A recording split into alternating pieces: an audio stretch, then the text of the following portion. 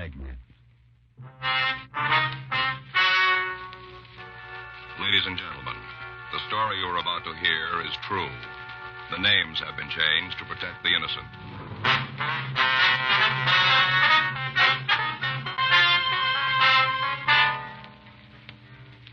You're a detective sergeant. You're assigned to narcotics detail. A steady flow of drugs is coming into your city. The prime buyers are juveniles. Weeks of effort fail to turn up any lead to the source. Your job? Find it.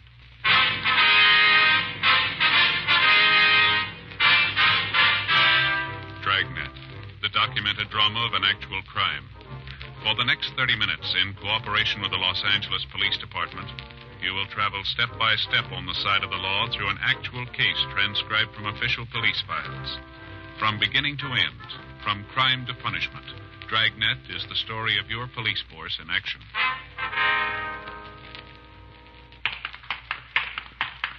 It was Monday, January 10th. It was cold in Los Angeles. We were working the day watch out of narcotics detail. My partner's Frank Smith. The boss is Captain Walters. My name's Friday. We were on our way back from the cell block, and it was 9:47 a.m. when we got to the interview room. Felony section. Sit down there. All right, Morley, you want to tell us? About what? Why you're here. It's on the booking slip. You saw it. We'd like to hear it from you. No go. You won't tell us.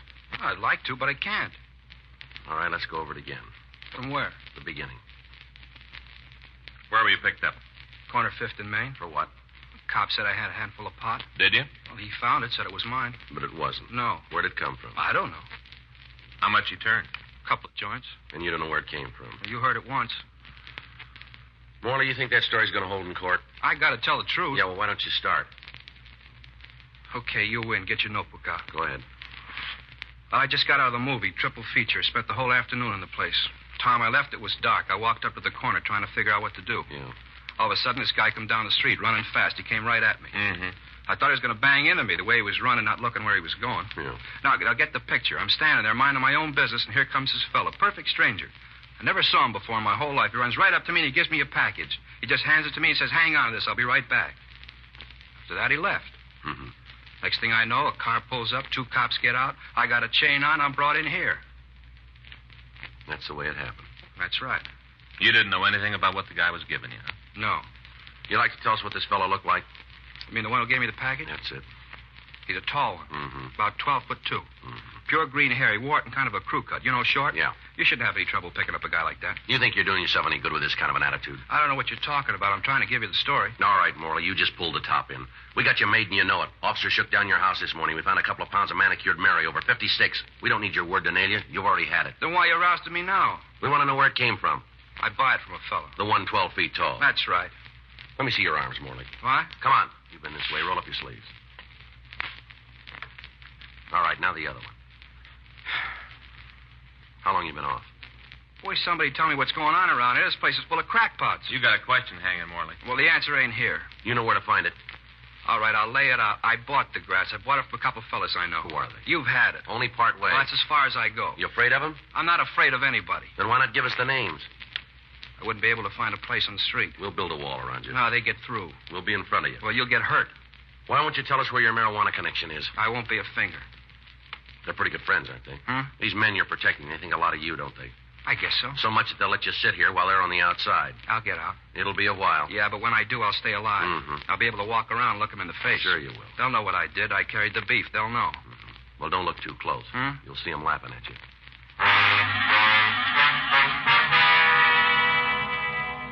Kenneth Harris Morley was returned to his cell and held to answer charges of violation of the State Narcotic Act, a felony. Frank and I went back to the office, no closer to the source of marijuana that had been flooding the city. In the past 3 months, juvenile crime had risen sharply. Neighborhood merchants were reporting burglaries and acts of vandalism attributed to teenagers. In talking to some of the youngsters, we found that most of the crimes were the result of tea parties. We'd been working with the narcotic detail of juvenile division, but even by pooling our knowledge of the drug traffic in Los Angeles, we'd been unable to come up with a head person in the operation. Arrests had taken place, but none of the people apprehended could or would tell us who was running the campaign. Known peddlers were questioned. Informants were checked and rechecked. But when all of the work was evaluated, we were right back where we'd started. Monday, 12:15 p.m., we met with Captain Walters and filled him in on the latest developments. 1:42 p.m. That's right, Mac. Yeah. Well, we talked to him. No, he wouldn't give us time of day. Oh, sure he knows. Yeah. Well, at least a step up, it'd be something. Uh-huh. Well, the only thing we can figure is the gun has got all the boys lined up and they're scared. Mm-hmm. Well, until we find a way to open them up, we're going to stay there. Yeah. Yeah. If we turn anything, we'll let you know. Right. Bye. McTeague, Georgia Street. Mm-hmm. They do any good? No, they knocked over another plant last night. Where? Out in the valley. Guys selling drive-in style. Mm-hmm. Customers pull in the driveway, honk the horn. A couple of minutes later, the pusher comes out and makes a sale. You said anything? No. They talked to him for a couple hours. Won't even admit he's in California. How's he explain the plan? Doesn't try to. Says the weed's his, just won't tell where it comes from. Yeah, another dead end. Yeah. I'm beginning to think we've seen everyone in town. Yeah. I get it. Narcotics Friday. Yeah, that's right. Yes, I remember. Is that right? Mm-hmm. You name it. Well, it's 1:45 now. How's 15 minutes? All right, we'll see you there. What's that? Smith, my partner. You know him. All right, see you there. Right. What do you got? Remember Hugo Kenley? Kenley? A mule we talked to last year in the Redford thing? Oh, yeah, little guy, kind of nervous. That's right. What about him? Says he wants to see us. Yeah? He's got info on some heroin that's coming into the country. From where? European stuff. Uh-huh. 3 kilos, over 6 pounds.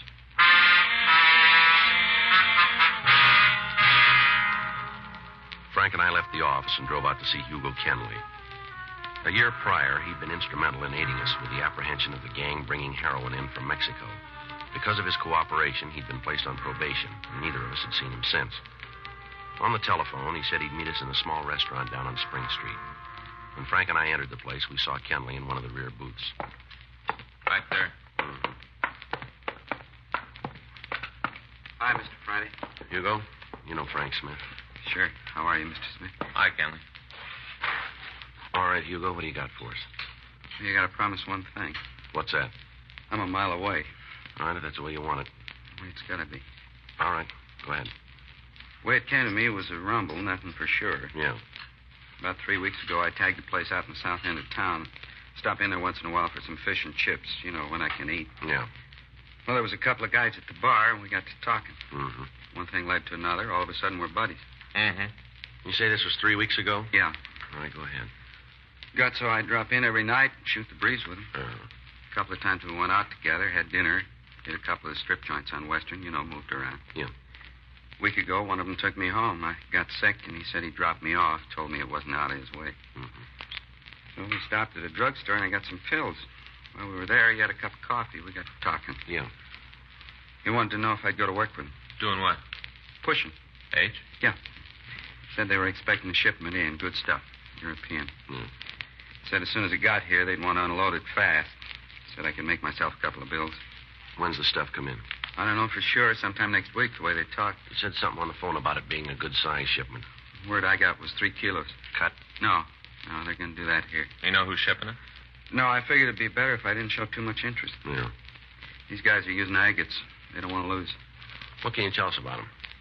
2 of them. They the guns? Well, I don't think so. Somebody else has got the keys. They're just along for the ride. What about the names? Milo Goff and Drew Franzen. Mm-hmm. They stood before? Yeah. On what? Milo's fallen for 211. Drew's had a couple of 459s and 245s. Any big time? Milo's seen the joint. What about Franzen? Yeah, Q and Folsom. They owe any time now? They didn't say. What about jobs? Nothing. They wouldn't work if it was against the law. Who else is in with them? Well, they're it, as far as I know. They got a lot of mules pushing grass for them now, all waiting for the heavy stuff. Anybody know who the power is? No, even Milo and Drew don't talk about him. Just now and then they mention the man, that's all. The man. Anything about him? Nothing you can tie down. They talk to him? Not with me around. You know where they sleep? I'm not sure. Milo said once they had a pad over on Adams. Mm-hmm. How'd they pick you? Why'd they open the door for you? Well, you set them up. They're pretty hinky. Why ring you in? Well, I told you we got to talking when we met. Found out we had a couple of friends we both know. In the business? Yeah. How come they didn't call one of them? And they want no part of a needle. They don't want anybody with them that might cop. Guess they figured I was safe. What do you want out of this, Hugo? Huh?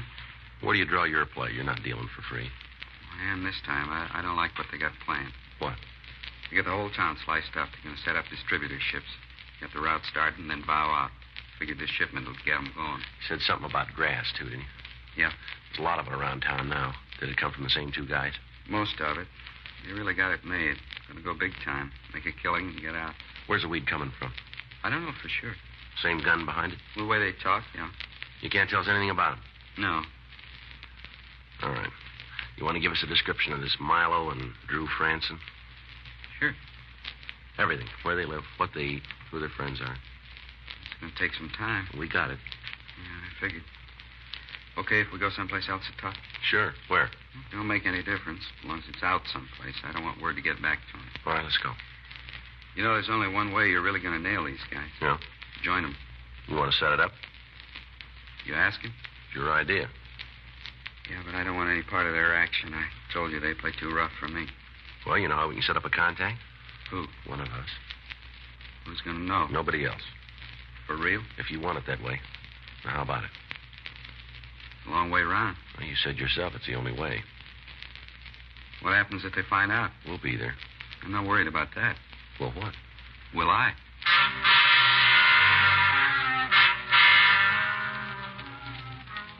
We left the restaurant and drove over to MacArthur Park. Kenley gave us complete descriptions of the men he knew as Milo Goff and Drew Franzen. We made arrangements to meet with them again the following day, and then Frank and I went back to the office. We ran the names and descriptions through R&I, and we found that both men had records listing charges of robbery, burglary, and assault with a deadly weapon. A check through our file showed that neither of them had been involved in narcotics operation before. We checked their friends and the places they were known to frequent. Every place we went, we ran into the same wall. Nobody had talked to us. The following day, we met with Hugo Kenley again and outlined a plan to introduce me as a narcotic buyer from out of town. Kenley said that it'd take some time to make the arrangements, and we set up another meeting for Saturday, January 15th. Frank and I began to make plans for my going underground. I established residence at one of the better hotels in downtown Los Angeles. Through Captain Walters, I was able to obtain the money necessary to put up the front. Friday night, Frank and I met in the hotel bar to go over the final details of the operation. Anything from Hugo yet? No. The way we left it, he's going to call in the morning. I don't like it, Joe. You know, if there was another way, I'd take it. I still think we ought to keep a tail on you. No, the way Hugo's laid these fellows out, they'd spot it for sure. Anything goes wrong, they'd be gone before you could come in anyway. Yeah. The skipper doesn't think it's good either. Neither do I, Frank. If you got an idea how we can pull it off without taking the chance, let me know, will you? Yeah. All right, let's go over it again. Okay. We lay it out that I got to see the stuff before I buy, the usual thing. Yeah. Once they show, I call you. Mm-hmm. I've got the money. That's right. You hustle over to where we make the meet. Mm-hmm. Now, if I get the chance to call before the buy, I will. Otherwise, you'll know I got hung up. Okay. I'll be home. You got the number. Yeah. As soon as I have any information, I'll try to get it to you. You can relay it to the skipper, all right? How are we going to know if there's trouble? When I phone, if I use your first name, you'll know everything's all right. Yeah. If I call you Smith, don't waste any time. Get there, and get there as fast as you can. Okay. You got the ID for me? Oh, yeah. What do you got? Well, here's the driver's license. A couple of hotel receipts from up north, all made out to Jerry Whitner. Jerry Whitner. Yeah. Mm-hmm. Here's some letters, phone book. Where'd you get the numbers? Jules Zimmerlin dug them up. Huh. Bars, hotels, a couple of places that ran a book in the Bay Area. Looks all right. Yeah. I hope it works. Anybody from the office in the hotel? Yeah. Luke's in the lobby. We took one of the rooms on your floor. A couple of men there. We've got the place covered as much as we can. Mm-hmm. As long as you're inside, we can see you. As soon as you go through the door, you're by yourself. You continue to make it sound good, don't you? Not leaving anything out, Joe. Yeah. You going to have dinner here at the hotel? I figured to. There's no reason to leave. Mm-hmm. Well, I'm going back to the office. All right, see you in the morning. I'll be here. Okay. As soon as I hear you left the hotel, I'll get home and wait to hear from you. Yeah. Try to keep us posted, huh? Yeah, well, this isn't the first time, Frank. Well, it looks like the roughest, though. Comes off, it'll be worth it. 3 kilos. Pure heroin. You know what that's worth? I don't know what they think. Yeah. I know what it's going to cost you.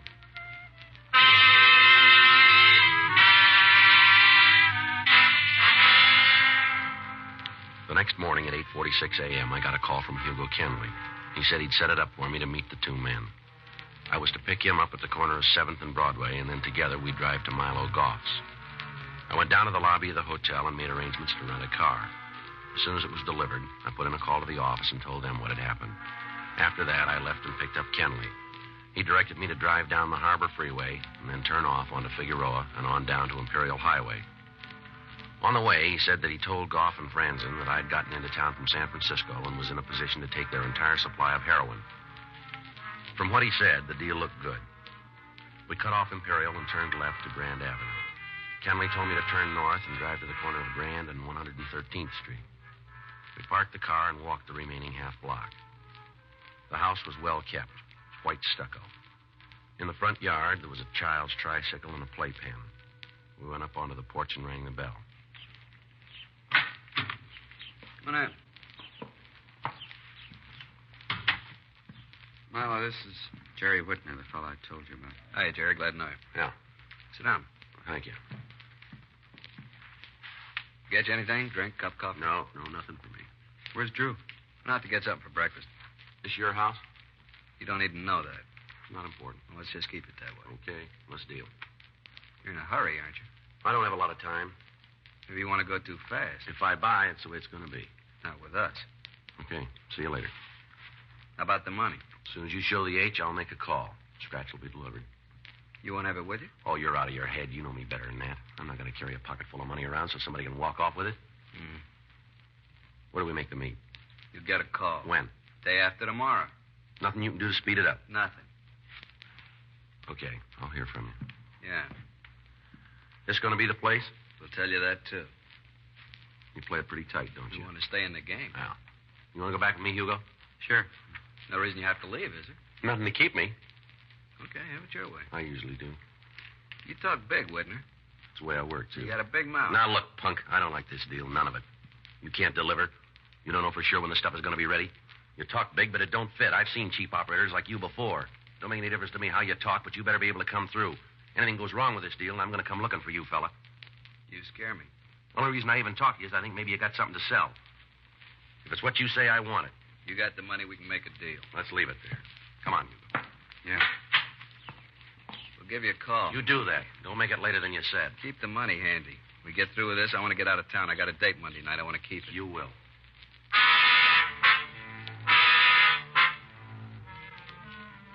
I went back to the hotel and waited. Monday morning, I got another call from Hugo to tell me that the meet was to take place in the hotel lobby at 10:45 a.m. From there, we'd go to where the buy would be made. I got in touch with Frank and told him what had happened. He said the hotel was covered, also the house on Grand Avenue. He went on to say that other officers would be standing by for my call to bring the money. As soon as the buy was made, all of the people in the place would be placed under surveillance in the hope that either Goff or Franzen would lead us to the head man in the operation. 10:36 a.m., I went downstairs and met Hugo Kenley and Milo Goff. We talked for a few minutes while we waited for Franzen to show up. Goff told me that the buy would be made in an apartment out in the Hollywood area. As soon as Franzen gets here, we'll shove up. I got time to make a call. To who? Man with the money. Tell him to stand by. You got to be told? You want the money, don't you? I want to make sure he's there. Go ahead. I'll be right back. Go with you. All right, come on.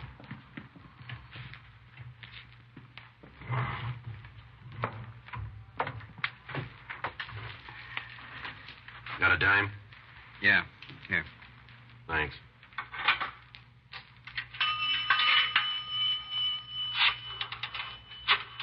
Make it snappy, huh? Here comes Franzen. Just take a minute. Drew, where you been? Had to see the man, get the package. As soon as Jerry finishes here, we can move. This the guy? Yeah, why? You bonehead. Dumbest trick I ever heard of. What do you mean? All right, mister, put your hands down by your side. Make a move and I'll blow your spine out. What are you doing? What's wrong? This friend of yours. What about him? I know him. He's a cop.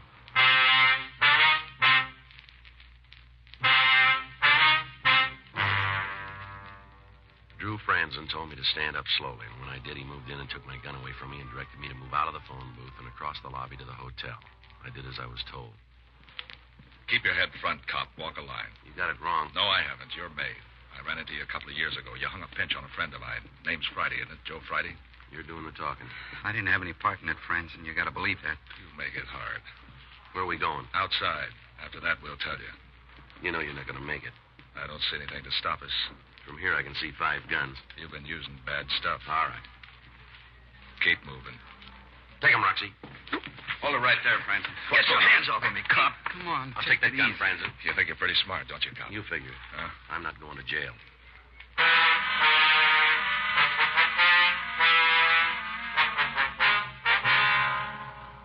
Suspects were searched, and then they were taken to the First Street station. In Franzen's pocket, we found a check from a parking lot. Sergeant Roxy Lucarelli and his partner checked it out. In going over the car, they found the heroin. Frank came into the office, and we talked to Drew Franzen for over an hour without getting anything out of him. He was booked in at the main jail. 12:14 p.m. We had Milo Kenley brought to the interview room. Isn't going to do you any good, you know. Is that right? Sure, I'm not going to tell you anything. You don't have to. We know you plan to set up a distributing organization. You know, you ought to write this. We sent a couple of officers out to your place. They found a list of names. I got a lot of friends. Most of them have narco records. I like different people. We're going to talk to all of them. Call first. Some of them move around. You'll tell us nothing, huh? What I got to say, you've had. Okay, but I want to tell you something. I can't turn it off. Go ahead. You know, when I first met you, I thought you were pretty smart. Looks like I was all wrong. Yeah? You got to be thick in the head to take a beat by yourself. It won't be long. You better check the Narcotic Act again with the new laws. We got enough on you to lose the key and the cell number. Yeah, well, we'll see how it comes out in court. You're going to be there all by yourself. What about Franzen? He's out. What do you mean? Just what I said. He isn't here. Well, where is he? I wouldn't know. Is this true? Left here about 20 minutes ago. Bail, huh? Is that how he made it? Well, it won't hurt to tell me that. He isn't here. All we got is you. Well, what about me? Hmm? Nobody put up bail for me? I didn't see a line anywhere, did you? You're not lying. We don't even have to talk to you, fella. I just figured that you wouldn't want to stand all by yourself. You sure got good friends, Goff. Who sprung him? I don't know. Well, the guy had to leave a name. Maybe. We didn't check. It was Bert. All the odds in the world it was Bert. Maybe. I told you I don't know. It had to be. The only one to do it. You'd know that. Guy didn't say anything about getting me out, huh? Not to us. Call somebody with a book. Hmm? You said you wanted a statement. I'll give it. I'll check. Mm-hmm. Can't figure why he'd do it. What do you mean? Bert, he's the man, the guy who set the whole thing up. The only one who'd go bail for Franzen, the only one. Mm-hmm. Sat back and didn't want any part of it. Let us do the work, make the connections, plant the pushers and mules. We did it all. He just sat back.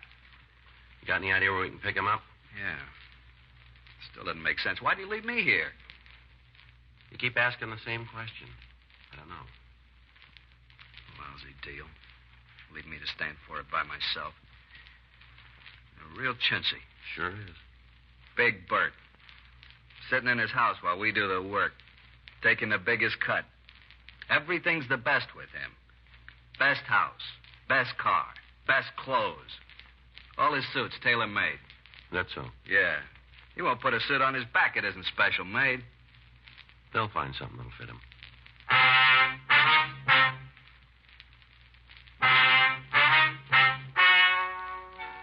The story you have just heard is true. The names were changed to protect the innocent. On June 14th, trial was held in Department 97, Superior Court of the State of California, in and for the County of Los Angeles.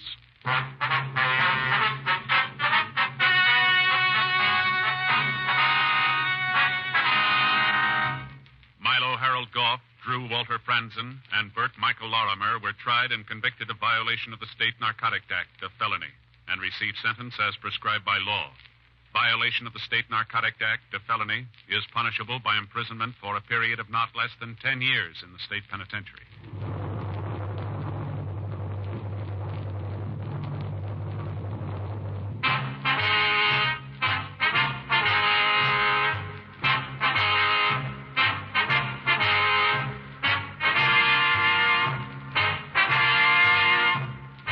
You have just heard Dragnet, the authentic story of your police force in action, and starring Jack Webb, a presentation of the United States Armed Forces Radio Service.